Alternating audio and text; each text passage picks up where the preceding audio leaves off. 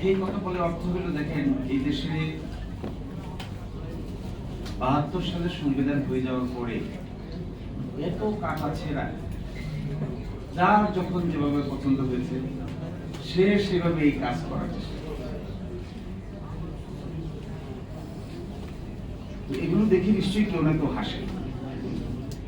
18 কোটি মানুষ আমরা, আমাদেরকে হাস্য রসাত্মক বস্তু হিসেবে বিবেচনা করে আমার বিদেশিরা। যে কদিন আগে এরা মারামারি করলো, কদিন আগে এরা সরকার তারাইলো, এখন আবার একই কথা বলেছে। আমার ধারণা স্টেক হোল্ডার যারা আছে এরা মনে হয় একজন আরেকজনের গলায় দিলে হাসে।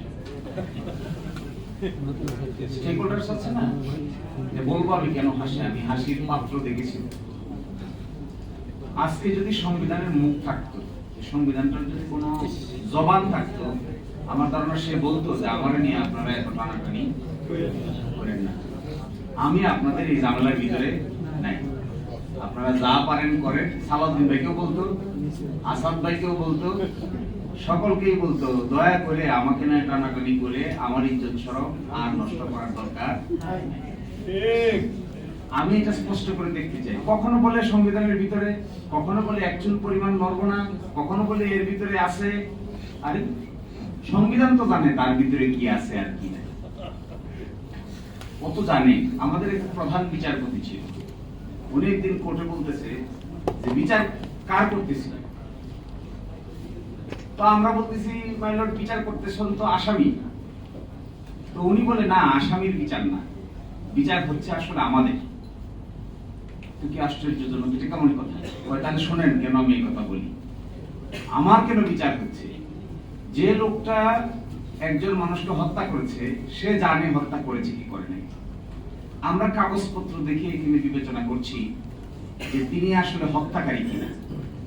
এটা করতে গিয়ে যে হত্যাকারী না, মাঝে মাঝে তাকেও মৃত্যুদণ্ড দিয়ে দেয়, আবার যে হত্যাকারী তাকেও মাঝে মাঝে খালাস দেয়। তাহলে বিচারটা হচ্ছে কার? যে আসলে আসামি সে ভাবে আরে এগুলো তো সব পাগল, আমি তো মারছি, এরা দেখে আমরা খালাস দিয়েছি।